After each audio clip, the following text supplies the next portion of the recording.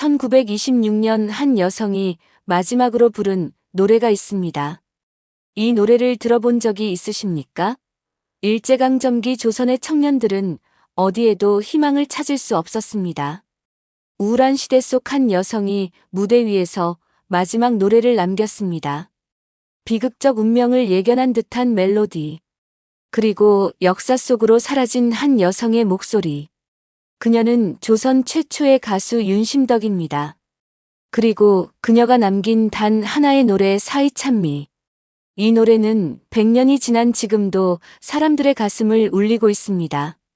그런데 최근 영국 런던의 왕립 오페라 하우스에서 믿기 힘든 광경이 펼쳐졌습니다.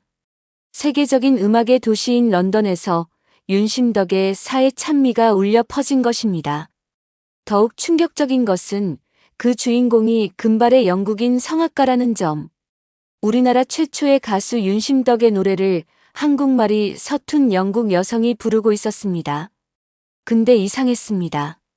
객석에 있던 교민들은 눈물을 훔쳤고 영국인들은 그저 놀라움을 감추지 못했습니다. 도대체 어떻게 된 일일까요? 영국의 신예 소프라노의 기대주로 불리던 그녀가 왜 하필 한국의 사회 찬미를 부르고 있는 것일까요?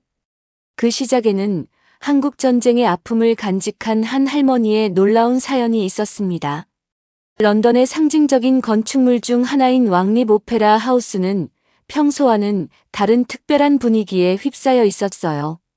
붉은 벨벳 커튼이 드리워진 이 역사적인 공연장은 오늘도 2,000여 명의 관객들로 가득 찼죠. 하지만 이날은 뭔가 달랐어요. 평소의 서양 클래식 공연과는 전혀 다른 곡이 프로그램에 포함되어 있었거든요. 오늘의 하이라이트는 한국의 전통 가곡 사의 찬미입니다. 영국의 신예 소프라노 클레어 윌킨스가 들려드리는 특별한 무대 함께해 주시길 바랍니다. 이 안내 멘트가 울려 퍼지자 객석에서는 작은 술렁임이 일었어요. 특히 앞줄에 앉아있던 한국인 관객들의 표정이 묘했어요. 한국의 가곡이라고. 그것도 왕립 오페라 하우스에서 하는 의아한 표정이었어요. 하지만 그들의 의아함은 오래가지 않았습니다. 무대 위로 올라선 금발의 젊은 성악가가 입을 열자 공연장 전체가 숨을 죽였거든요.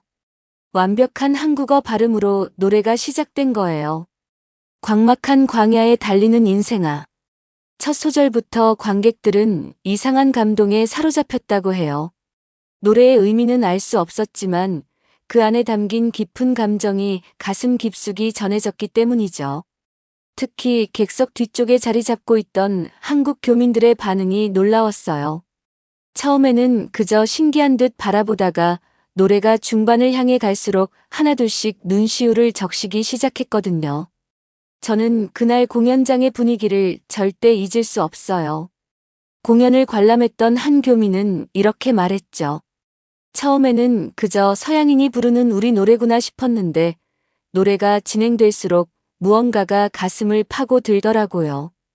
특히 사회 찬미가 작곡된 시대적 배경을 알고 있는 저희 세대에게는 더욱 특별했죠.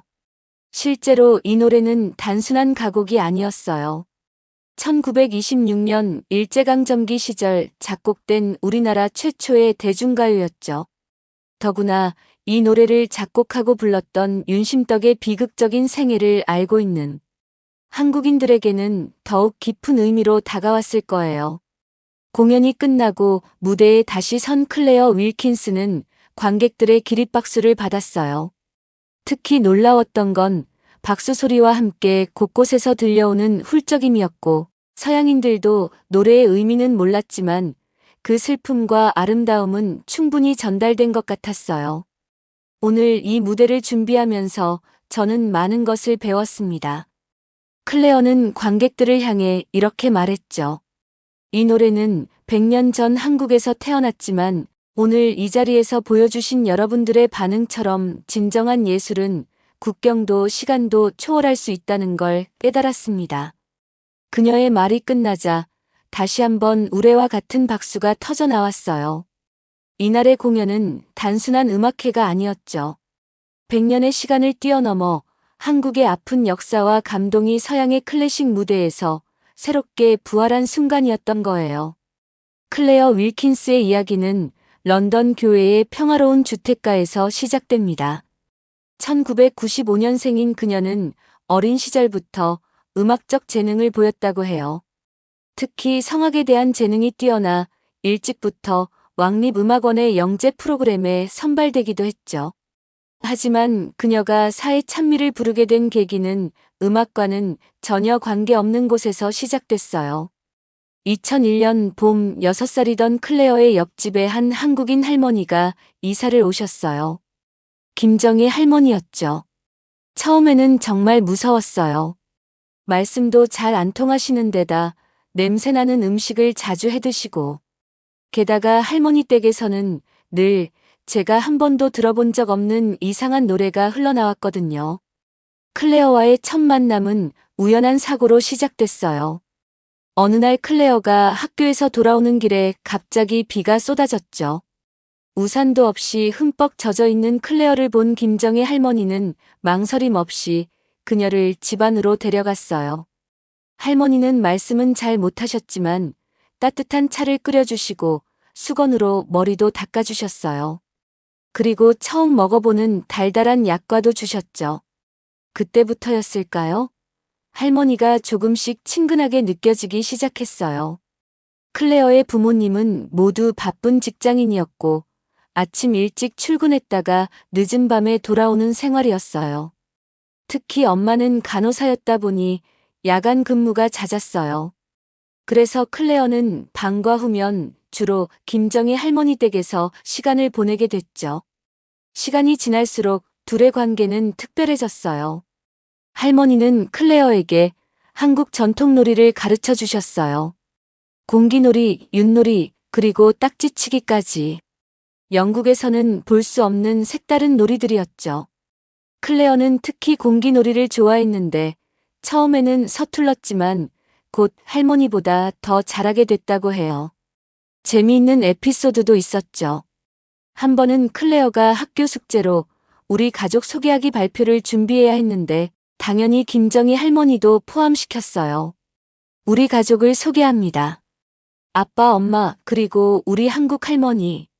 발표를 들은 선생님은 조금 당황했지만 클레어에게 이미 할머니는 진짜 가족이나 다름없었던 거죠. 매일 오후가 되면 할머니는 어김없이 카세트 테이프로 한국 노래를 들으셨어요. 그 중에서도 특히 자주 들으시던 게 바로 사회 찬미였어요. 이 노래가 흘러나올 때면 할머니의 표정이 달라졌어요. 마치 먼 곳을 바라보는 듯한 쓸쓸한 표정. 나중에야 클레어는 알게 됐어요. 김정희 할머니는 한국전쟁 때 가족을 잃고 홀로 영국으로 이주해 살아오신 분이었다는 걸요. 약혼자도 전쟁통에 이르셨다네요. 고향에 대한 그리움과 전쟁의 상처를 안고 살아오신 거였죠. 그래서인지 사회 찬미를 들을 때면 항상 눈시울을 붉히셨답니다. 할머니는 클레어의 음악 공부도 늘 응원해 주셨어요. 성악 레슨이 있는 날이면 따뜻한 대추차를 끓여주시며 목소리가 좋아지는 차라고 하셨죠. 크리스마스 때는 한복을 선물로 주시기도 했어요. 클레어가 처음으로 한복을 입었을 때 할머니는 손수건으로 눈물을 닦으시며 우리 손녀 같다고 하셨대요. 특별했던 건 할머니의 한글 수업이었어요. 처음에는 장난처럼 시작했지만 점차 진지한 공부가 됐죠. 기역, 니은, 디귿. 하나씩 한글을 배우면서 클레어는 한국어의 아름다움에 매료되기 시작했어요. 특히 노래 가사를 한글로 적어가며 배우는 걸 좋아했죠. 할머니, 이 글자는 뭐예요? 아, 이건 한이라고 쓰는 거야. 우리나라 사람들의 특별한 마음이란다. 특별한 마음이요? 그래, 슬프지만 아름답고 아프지만 그리운. 그런 마음이지. 2010년 늦가을 15살이 된 클레어의 일상에 큰 변화가 찾아왔어요. 9년 동안 친할머니이자 친구였던 김정희 할머니께서 한국으로 돌아가시기로 결심하신 거예요. 고향에 계신 동생이 많이 편찮으시다는 소식을 듣고 난 후의 결정이었어요. 할머니의 목소리에는 무거운 결심이 묻어 있었고 클레어는 그저 눈물만 흘릴 수밖에 없었어요. 이사 준비를 돕던 날, 클레어는 할머니의 방에서 처음 보는 오래된 사진 한 장을 발견했어요. 흑백 사진 속에는 아름다운 한복을 입은 젊은 여인이 있었죠. 이제는 많이 바랜 사진이었지만 그 안에서 빛나는 여인의 모습은 여전히 선명했어요. 바로 윤심덕의 사진이었습니다. 그날 할머니는 처음으로 윤심덕의 이야기를 들려주셨어요. 1920년대 일제강점기 조선의 이야기였죠. 최초로 서양식 음악 교육을 받은 소프라노 윤심덕, 그리고 그녀의 연인 김우진의 비극적인 사랑 이야기. 그리고 그들이 마지막으로 남긴 노래가 바로 사회 찬미였다는 거예요. 할머니의 이야기를 들으며 클레어는 처음으로 이 노래가 단순한 가곡이 아니라는 것을 깨달았어요. 할머니도 전쟁 때문에 약혼자를 잃으셨다는 걸 클레어는 알고 있었어요. 그래서 이 노래가 할머니께 더욱 특별했던 거겠죠. 이야기를 마치신 할머니의 눈가에 맺힌 눈물이 조용히 빛났어요. 떠나기 전날 밤 할머니는 클레어에게 특별한 선물을 주셨어요. 오랫동안 소중히 간직해오신 사회 찬미 악보였죠. 바랜 종이에는 한글로 된 가사와 함께 낯선 음표들이 빼곡히 적혀 있었어요. 구겨진 자국도 있고 귀퉁이는 조금 찢어져 있었죠. 마치 오랜 세월 누군가의 한을 품고 있었던 것처럼 보였어요. 할머니는 이 악보를 건네시며 클레어에게 부탁하셨어요. 이 노래가 잊히지 않도록 지켜달라고. 클레어는 고개를 끄덕였어요. 그때는 몰랐지만 이 약속이 훗날 그녀의 인생을 완전히 바꾸게 될 줄은요. 클레어는 생각에 잠겼어요. 전쟁으로 모든 것을 잃고 낯선 땅에서 외롭게 살아오신 할머니. 그리고 그 시간 동안 할머니의 유일한 위로가 되어준 이 노래. 할머니에게 이 악보는 단순한 종이가 아닌 인생의 한 부분이었던 거예요. 다음 날 아침 할머니는 조용히 한국행 비행기에 오르셨어요. 마지막 작별 인사에서 할머니는 클레어를 꼭 안아주셨고, 클레어는 다시 만날 수 있다는 희망을 품었어요. 하지만 그것이 할머니와의 마지막 만남이 될 줄은 아무도 몰랐어요. 그로부터 몇 달 후 한국에서 슬픈 소식이 날아왔으니까요. 따뜻한 봄 어느 날 클레어의 집에 한 통의 국제전화가 걸려왔어요. 한국에서 걸려온 전화였어요. 할머니께서 갑작스러운 뇌출혈로 돌아가셨다는 소식이었어요. 할머니는 동생을 간호하다가 과로로 쓰러지셨고 결국 일주일간의 투병 끝에 눈을 감으셨다고 해요. 클레어는 한동안 아무것도 할 수 없었어요. 학교도 가기 힘들었고 성악 레슨도 못 나갔죠. 매일 오후면 찾아가던 그 집은 이제 다른 사람이 살고 있었고 할머니가 들려주시던 사회 찬미도 더 이상 들을 수 없게 되었어요.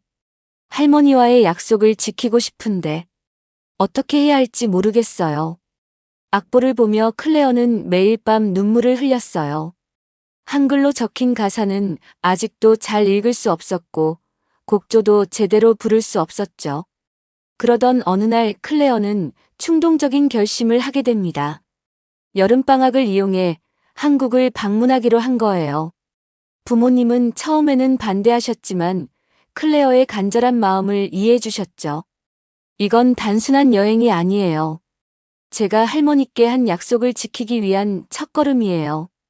2011년 8월 클레어는 생애 처음으로 한국 땅을 밟았어요.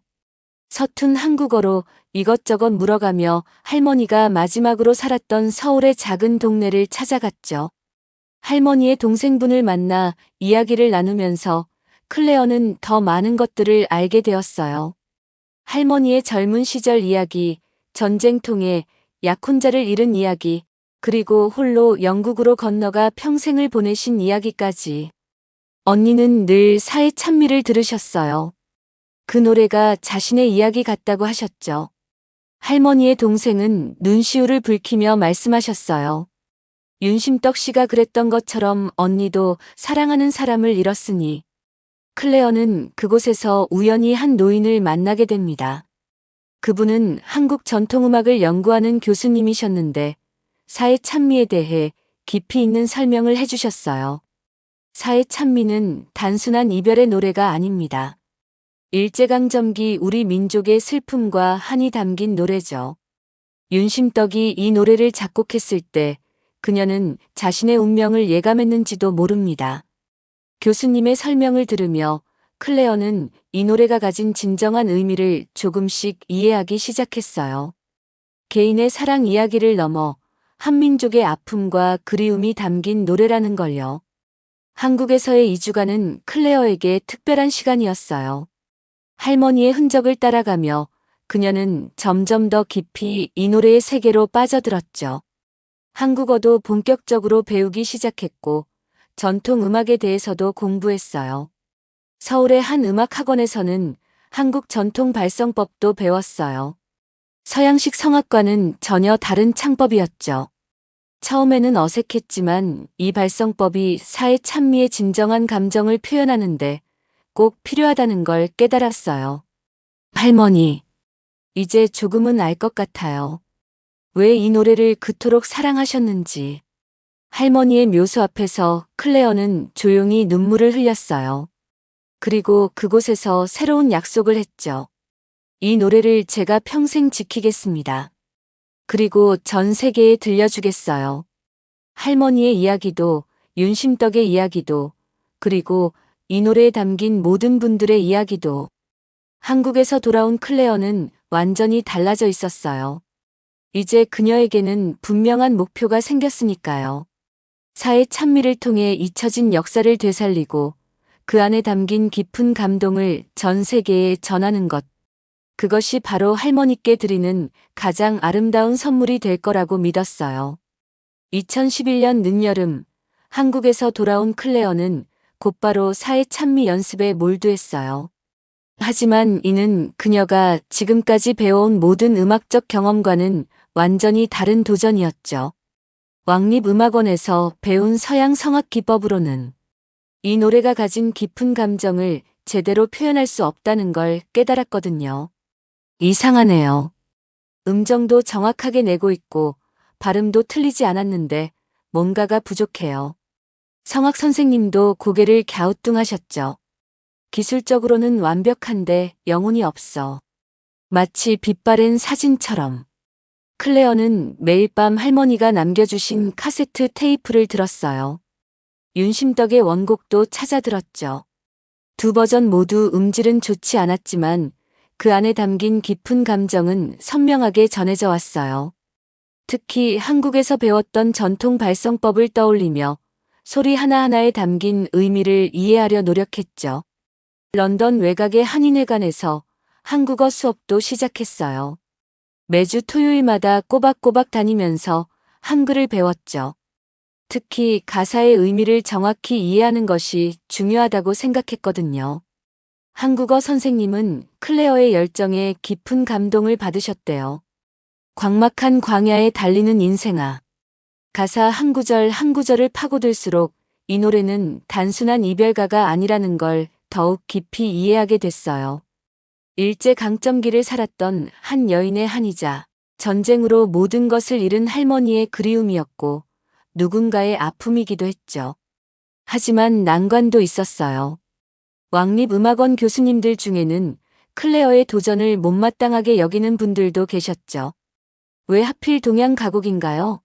당신의 실력이라면 유명 오페라의 주역도 노려볼 수 있을 텐데. 클래식 음악에 전념해야 할 시기에 엉뚱한 곳에 시간을 낭비하는 것 같아 안타깝습니다. 그래도 클레어는 멈추지 않았어요. 오히려 더 깊이 노래에 빠져들었죠. 한국의 역사책도 찾아 읽고 윤심떡의 생애를 다룬 다큐멘터리도 구해서 봤어요. 심지어 일본어까지 조금씩 배우기 시작했는데 당시의 시대 상황을 더 잘 이해하고 싶어서였죠. 2012년 초 클레어는 작은 변화를 느끼기 시작했어요. 노래를 부를 때마다 조금씩 다른 감정이 살아나는 걸 느낄 수 있었거든요. 때로는 할머니의 목소리가 들리는 것 같았고 때로는 윤심떡의 한숨이 느껴지는 것 같았죠. 특히 새로운 발견도 있었어요. 사회 찬미를 연습하면서 클레어의 목소리에는 이전에 없던 깊이가 생겼거든요. 서양 오페라를 부를 때도 더 풍부한 감정 표현이 가능해졌다는 평가를 받기 시작했죠. 내 목소리가 달라졌어. 성악 선생님이 어느 날 말씀하셨어요. 이제는 단순히 아름답기만 한 게 아니라 영혼이 느껴져. 클레어의 변화는 주변 사람들의 관심도 끌기 시작했어요. 음악원의 학생들도 하나둘 그녀의 연습실을 찾아왔죠. 처음에는 단순한 호기심이었지만 점차 진지한 관심으로 바뀌어 갔어요. 이런 노래는 처음 들어봐요. 슬프면서도 아름답고 뭔가 가슴 깊숙한 곳을 건드리는 것 같아요. 서양 음악에는 없는 독특한 매력이 있네요. 2012년 봄 클레어는 큰 결심을 하게 됩니다. 자신의 졸업 연주회에서 사회 찬미를 부르기로 한 거예요. 보통은 유명 오페라 아리아나 가곡을 선택하는 게 관례였습니다만 클레어는 달랐죠. 이제 그녀에게 사회 찬미는 단순한 노래가 아니었으니까요. 그것은 할머니와의 약속이자 자신이 찾아낸 새로운 음악적 정체성이었어요. 할머니, 이제 정말 이 노래를 제 것으로 만들 수 있을 것 같아요. 제가 느낀 이 감동을 다른 사람들과도 나누고 싶어요. 2012년 겨울 런던 왕립 오페라 하우스에서는 특별한 공연이 준비되고 있었어요. 음악원 졸업생들의 연주회였죠. 보통은 베르디나 모차르트의 아리아가 주를 이루는 무대였지만 이번에는 뭔가 특별한 것이 있었어요. 바로 클레어의 사회 찬미 공연이었어요. 처음 클레어가 졸업 연주곡으로 사회 찬미를 선택했을 때 교수님들의 반응은 걱정스러웠어요. 한국어로 된 노래를 서양 클래식 무대에서 부른다는 것은 전례 없는 도전이었어요. 하지만 클레어는 이미 마음을 굳혔죠. 연주의 준비 과정은 결코 쉽지 않았어요. 오케스트라 편곡부터가 큰 과제였죠. 원곡은 피아노 반주였지만 클레어는 오케스트라 버전으로 새롭게 편곡하기로 했어요. 한국의 전통 악기인 해금과 대금도 넣어 동서양의 조화를 이루고자 했죠. 이건 단순한 편곡이 아니에요. 100년 전 조선의 슬픔과 전쟁을 겪은 할머니의 그리움, 그리고 지금 제가 느끼는 감정까지 모든 것을 담아내고 싶어요. 마침내 공연 당일이 되었어요. 객석에는 평소보다 많은 한국인들의 모습이 보였죠. 한인회에서 소문을 듣고 찾아온 교민들이었어요. 심지어 한국에서 특별히 취재를 위해 온 방송국 팀도 있었죠. 무대 뒤에서 대기하던 클레어는 할머니가 남겨주신 악보를 조용히 매만졌어요. 구겨지고 바랜 종이였지만 그 안에는 할머니의 한이 담겨 있었죠. 공연 의상으로 클레어는 특별히 준비한 현대적으로 재해석된 한복 드레스를 입었어요. 클레어의 공연은 단순한 무대 그 이상의 의미를 가지고 있었어요. 그녀가 부른 사회 찬미는 한국 음악사에서 매우 특별한 위치를 차지하고 있는 곡이었어요. 1926년 한국 최초의 소프라노 윤심떡이 일본에서 녹음한 이 곡은 한국 최초의 음반 녹음이었습니다. SP 음반으로 제작된 이 곡은 당시 조선에서 폭발적인 인기를 얻었고 이는 한국 대중음악의 시작을 알리는 신호탄이 되었죠. 하지만 사회 찬미의 진정한 의미는 음악 그 자체를 넘어서는 것이었어요. 1926년 8월 4일 윤심떡과 그의 연인 김우진은 일본 시모노세키에서 부산으로 향하는 관부 연락선에서 생을 마감했어요. 이 사건은 비극으로 끝나지 않았어요. 일제강점기라는 무단 시대를 살아가던 조선인들의 좌절과 저항의식을 상징하는 사건이 되었죠. 클레어는 공연을 준비하면서 이 노래가 가진 깊은 역사적 의미를 더욱 깊이 이해하게 되었어요. 특히 윤심덕이라는 인물의 삶에 큰 감동을 받았죠. 그녀는 당시로서는 매우 드물게 음악을 통해 독립적인 삶을 추구했던 여성이었으며 이 노래는 이후에도 계속해서 한국 문화계에서 재조명되어 왔어요. 클레어의 사회 찬미 공연은 이런 역사적 맥락 속에서 더욱 특별한 의미를 가졌어요.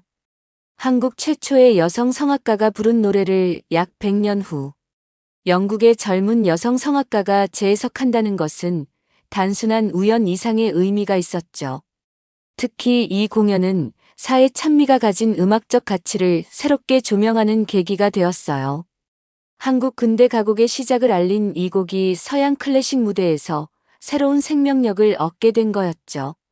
클레어는 이 노래에 담긴 한과 슬픔, 그리고 아름다움을 자신만의 방식으로 표현하려 노력했어요.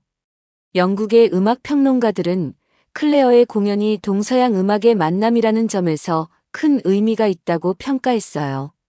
한 평론가는 서양의 성악 기법으로 동양의 정서를 표현하는 새로운 시도라고 호평했고, 한국의 음악계에서도 큰 관심을 보였어요. 특히 젊은 음악가들 사이에서 우리의 전통 음악을 새롭게 바라보는 계기가 되었다는 평가를 받았죠. 이제 제 목표는 사회 찬미를 비롯한 한국의 아름다운 음악을 더 많은 세계인들에게 알리는 거예요. 이 노래가 100년 전 윤심떡 선생님의 목소리로 시작되어 이제는 전 세계인의 마음을 울리는 노래가 되길 바랍니다. 클레어의 이 말처럼 사회 찬미는 이제 한 시대의 비극적 사랑 이야기를 넘어 시대와 국경을 초월하는 예술로 새롭게 태어나고 있었어요. 2024년 현재 클레어는 더 큰 꿈을 향해 나아가고 있어요. 사회 찬미를 통해 시작된 그녀의 여정은 이제 한국 음악의 세계화라는 더 넓은 길로 이어지고 있죠. 처음에는 할머니와의 약속을 지키기 위해 시작했어요. 하지만 이제는 더 큰 사명감을 느끼고 있죠. 사회 찬미가 보여준 것처럼 음악에는 국경이 없어요.